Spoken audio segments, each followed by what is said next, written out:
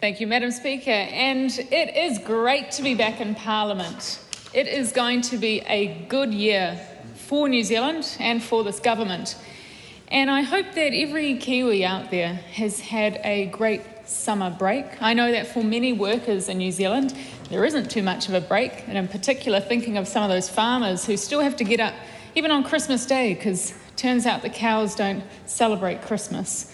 But there's a lot of people who are working hard throughout the summer break, including our first responders, and we really thank them for what they've done to help keep Kiwis safe with their families when they have been out and about around the community. Now, a lot of people will be returning in 2025 for the work year and for the school year, and I really hope it is a good year for them. But we also know that there is some people in New Zealand who have been really struggling, and there is a particular concern about the cost of living and the economy and what we can do as a government to ensure that more Kiwis can have a better life and a more comfortable life.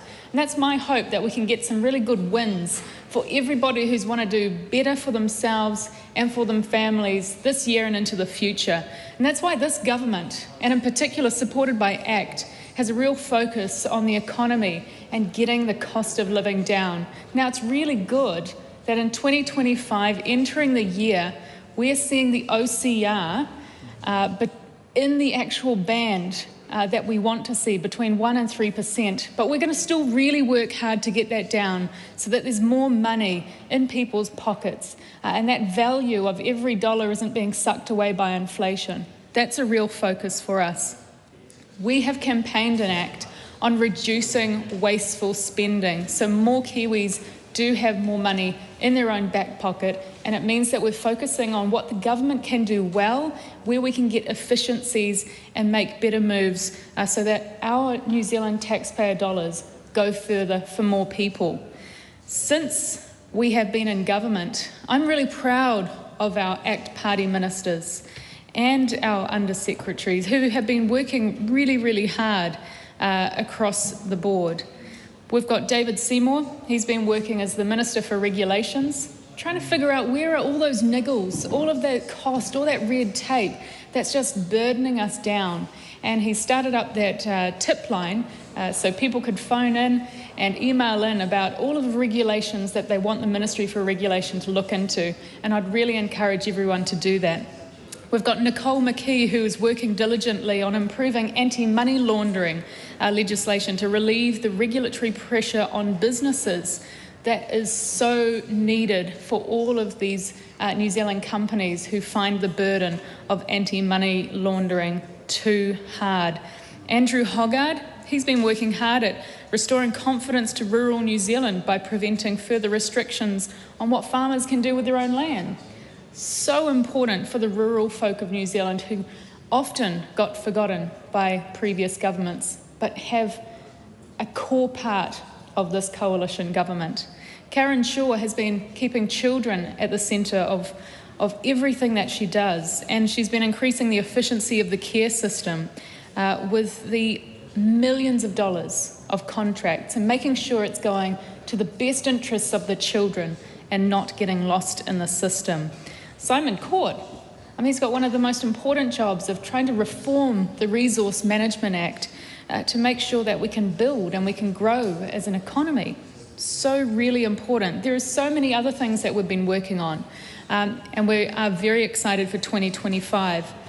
In my role in workplace relations and safety, over the past year, I spent a lot of time out in the community, talking to real New Zealanders, not here in Wellington. I can't wait to get out of the place most weeks so I can go and talk to people who are actually affected by our laws, people who pay the bills, who help keep this place running. And we had the Health and Safety Roadshow. I thought it was really, really important to go and talk to workers, business owners on the ground to figure out how do we get the balance right to keep people safe at work, but also ensure that businesses aren't burdened by unnecessary costs and too high costs. Now, nearly every week when I'm in the community, people raise the issue of road cones. We've got to fix that. People at the end of last year were talking about Santa Parade compliance. Once again, we've got to fix that. But we've got to fix health and safety reform and compliance for everybody in any type of industry who's feeling like it's just too hard to figure out what you've got to do right. So that's what I'm focusing on for this year, and I look forward to talking to more workers and businesses. We've got a lot happening within DIA. We have been focusing on improving the effectiveness and efficiency of internal affairs over the last year. We have been finding savings of $421 million last year alone, and that work will continue into this year. So every New Zealander knows that the Department of Internal Affairs is there to help them from birth all the way through death and everything in between. It's a huge department, but we're doing it right and we're doing it efficiently and effectively. We're responsible for things like the passports and citizenships.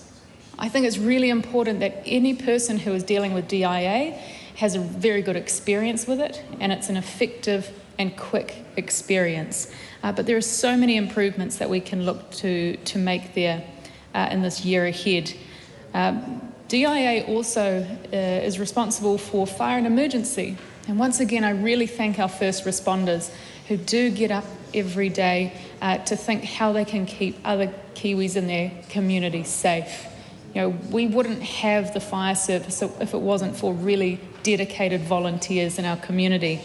But over the past year, we managed to find savings even within fire and emergency, so that people who pay for fire and emergency through levies don't have to pay as much as what fire and emergency was originally asking. And we will keep raising that question. Well, with the time I've got still available, I just want to say that it's been a real pleasure coming back in 2025 for the first day here in Parliament. But I've been out in the community in Tamaki, my electorate, for the past couple of weeks, listening to people on the street. And one thing that they've been really saying is keep going. They back this government. They really want us to do well. They know that we have their best interests at heart, that we want to create better policies so that every Kiwi's life can improve. But we also know that the role of electorate MPs quite often goes by the wayside. We don't hear about it too much because a lot of it is dealing with very, very personal issues.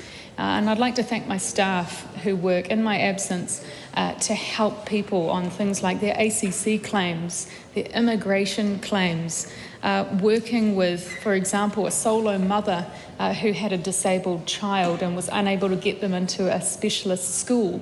But we managed to get that mother, her child, into a school so that she could return back to work and get back into the workforce. Thank you, everybody, for your support, not just in Tamaki, but for the ACT Party and for this coalition government. We are here to have a great year, and we're here to back you and get this economy moving.